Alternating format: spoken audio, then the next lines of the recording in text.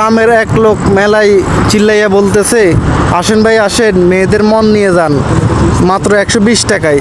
পরে ভিড় ঠেলে উকি মারতে দেখি জিলাপি বিক্রি করতেছে।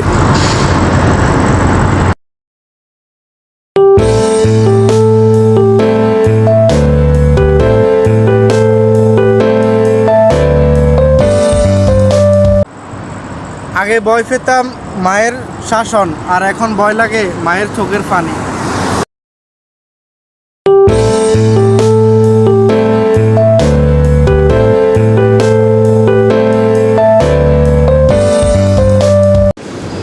যে সবার আগে ক্ষমা চাইতে পারে সে সবচেয়ে বেশি সাহসী।